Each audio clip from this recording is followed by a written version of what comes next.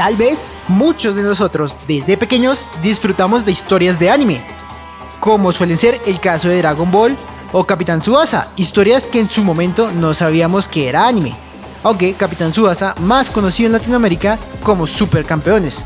También está el caso de Naruto y este tipo de animes tan populares a nivel mundial. Y gracias a estos es que muchos hemos llegado a conocer lo que hay detrás de estos grandes éxitos. Y es una historia creada a partir de dibujos y una mente maestra que los diseña y estructura en las pequeñas hojas de un libro. Y sí, más concretamente me estoy refiriendo a lo que conocemos como mangas, aquellas historias que nos mantienen enganchados, ya sea por sus grandes narrativas o sus espectaculares dibujos que han ido evolucionando a lo largo del tiempo. Y hoy en día es un fenómeno mundial leer manga. Pero amigo mío, déjame decirte que este fenómeno no fue algo que salió de la noche a la mañana, como muchos creen, o como se piensa que salió en los años 90. No, Nelson, esto es una historia un poco más larga y hoy te la vengo a contar de forma resumida, pero detallada. Así que, sé bienvenido a la historia del manga y sus orígenes. Así que, sé bienvenido a Detrás de. Así que, comencemos con una parte importante, el origen del manga. Manga es la palabra japonesa para derivar a las historietas en general, pero fuera de Japón se utiliza para referirse a las historietas de origen japonés. Y bueno, fue Hokusai Katsushika, un representante del arte ukiyo, quien acuñó el término manga, combinando los kanjis correspondientes a informal y dibujo, que se traduce literalmente como dibujos o garabatos. Sí, tal cual escuchaste. Nos tenemos que mover a los años 1790 a 1912, ya que allí comienza la vida del manga, con la llegada de personas de Occidente a Japón, y este estilo de dibujo que fue tomando muy pronto la mayor popularidad entre los japoneses. Y bueno, el manga nace de la combinación de dos tradiciones de arte gráfico, el japonés y el occidental, y en esto aparece el famosísimo Osamu Tezuka, uno de los creadores del manga más conocido como Astro Boy, que fue un pionero del manga. La influencia occidental en el manga. Durante el siglo XIX, en plena transición de la era feudal a la era industrializada, los artistas occidentales se maravillaban del ukiyo-e, el arte que ya te he mostrado anteriormente, del de la ola, por la exótica belleza que estos transmitían. Pero con todo esto, los verdaderos inicios del manga no fueron debido a este tipo de arte, no. Todo fue gracias a la influencia occidental en Japón, más concretamente la de Charles Wickman y George Bigot, ya que fueron los encargados de desarrollar la base para el manga. Y te preguntarás por qué dos extranjeros en el manga, algo tan japonés, ¿no? Bueno, pues verás, la revista británica Punch del año 1841 fue el modelo para la revista The Japan Punch, que se lanzó en el año 1862, del señor Wickman, como ya te había mencionado anteriormente. Y esta había sido antes para otras revistas similares en otros países un modelo a seguir. Bueno, y además de estas influyentes revistas de caricaturas, en el año 1877 se publica el primer libro infantil extranjero, Max y Moritz. Y gracias a la expansión de las técnicas historiéticas europeas, se tradujo esto a una producción lenta pero segura por parte de artistas autóctonos japoneses, como el caso de Kiyoshi Kakayashi, Takeo Nagamatsu, Ipei Okamoto e Ichiro Suzuki. Todos ellos fueron pioneros, pero de los más importantes, Rakuten Kitazawa.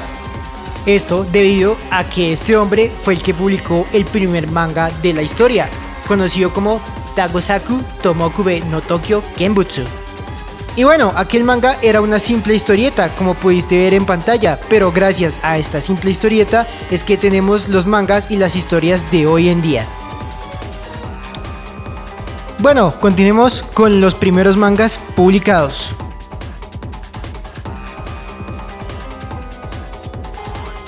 Y bueno, para continuar la historia del manga, tenemos que movernos a una Japón muy antigua, la Japón de 1920. Ya que de aquí hasta los años 1930 fue muy importante la aparición de lo que se conocería como los Kodomo manga, o por su traducción manga para niños.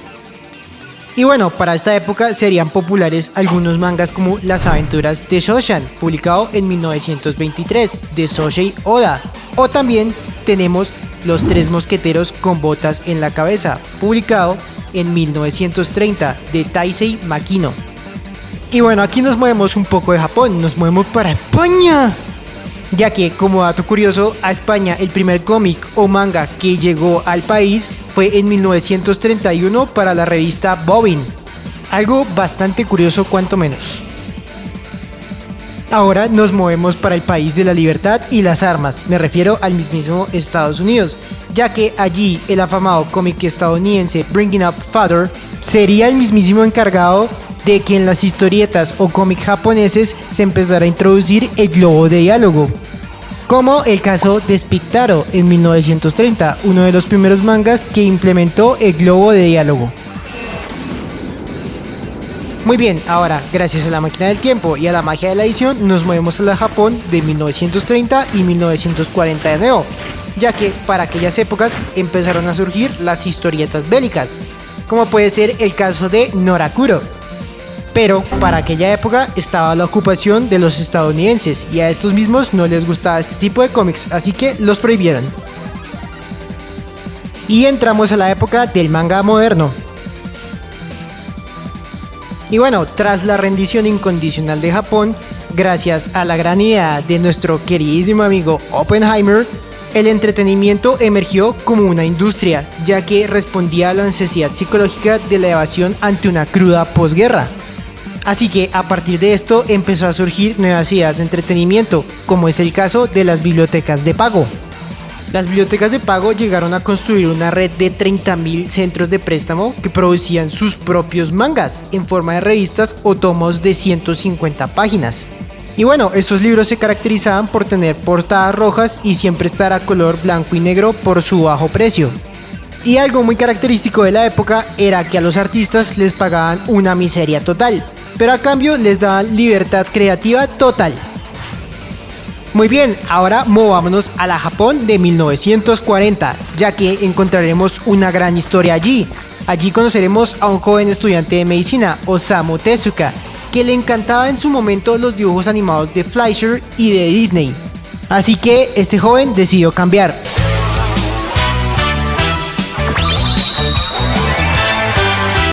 Este joven se convertiría en el grandioso padre del manga, como algunos lo consideran, el grandioso Osamu Tezuka.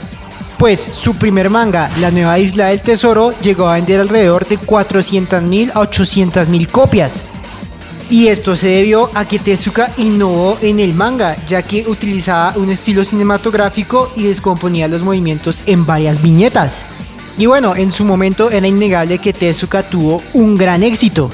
Y gracias a este éxito, Tezuka logró estar en las mejores revistas de Japón, como la Manga Shonen en 1947, la primera revista dedicada a manga donde publicó por primera vez Astro Boy.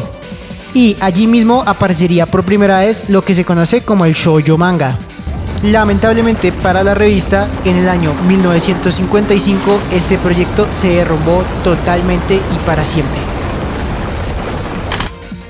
Aunque bueno, con la desaparición de la manga shonen en aquel año, Tezuka y la manga shonen nos dejaron lo que tenemos hoy como el anime y el manga contemporáneo, ya que ellos pusieron las bases para estos. Agradezcan. Posicionamiento del manga.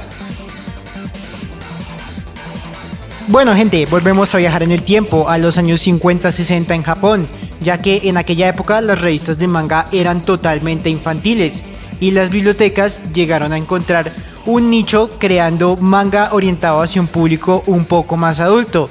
Aquí nació lo que se conocería como el Gekiga. Y bueno, el Gekiga fue toda una actualización para el manga, ya que dejaría al lado el estilo de Disney que manejaba Tezuka y traería algunos nuevos géneros al manga, como son los casos de los mangas más violentos, la yakuza o los mangas de terror.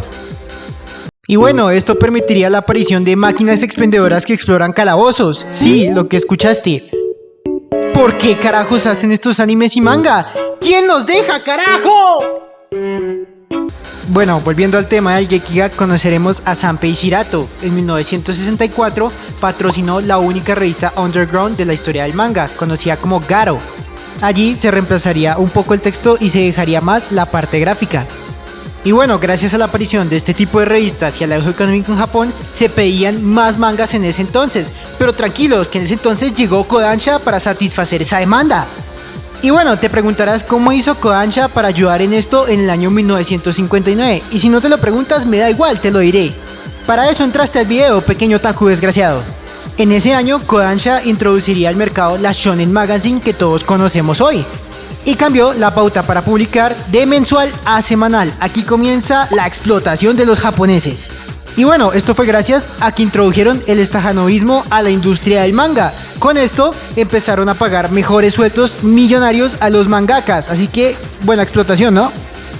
Y bueno, pronto aparecerían otros grupos editoriales como Shueisha, Shogakukan o también Futabasha para ese entonces. Algo característico de este método era que sacrificaban la calidad del color y la calidad del papel, llevándose también de paso la crítica política para aumentar vertiginosamente las ventas hasta cifras astronómicas. Y con ellas obviamente beneficios empresariales, convirtiendo el manga en el medio de comunicación más importante del país. Bueno, antes de continuar, una pequeña pregunta sobre lo que hemos visto en el video. Según lo que hemos visto en el video, indique cuál es la raíz cuadrada de 389. A. B, no seas sapo. C, suscríbete. D, deja un like. Te doy 5 segundos para que lo pienses. Efectivamente, la respuesta es C, suscribirte. Recuerda suscribirte a este canal para más videos así. ¡Continuemos! Y arribamos a lo último de este video, la expansión del manga. Y continuando, nos volvemos a mover en el tiempo, ya que llegamos al año 1988 en Japón. Y es que para aquella época, la película del anime Akira, del manga homónimo del dibujante Katsuhiro Otomo, publicado en 1982, rompió lo que fue el anime y el manga en aquellas épocas. Y bueno, era de esperarse este gran éxito de Akira en Occidente, ya que en años anteriores la NBC transmitía lo que era el anime de Astro Boy. Y no solo fue Astro Boy, ya que para aquellos años tuvimos Mazinger Z, Great Mazinger o también el conocidísimo Grandizer. Aunque también hay que recordar que el famosísimo Akira Toriyama ayudó muchísimo a la expansión del anime y el manga. El autor de la gran Dragon Ball y también la conocidísima Dr. Slump, ambas con un humor bastante irreverente y absurdo. Y es que el manga de Dragon Ball tuvo tal éxito que desbancó los mismos cómics estadounidenses en Estados Unidos.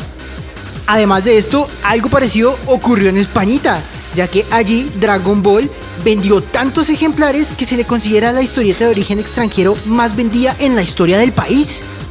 Y bueno, todo esto derivó a que en España en los años 90 se creara la fiebre del manga y empezaron a venderse mangas en las librerías especializadas en toda España.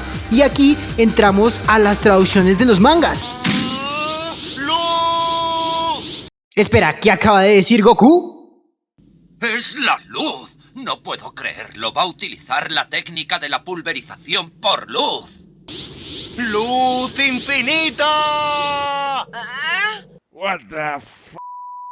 Bueno, no me refería a ese tipo de traducciones, pero ok, bastante extraño. Continuemos. Cuando empezaron las traducciones de los mangas, empezó un formato nuevo para el extranjero, algo conocido como flopping.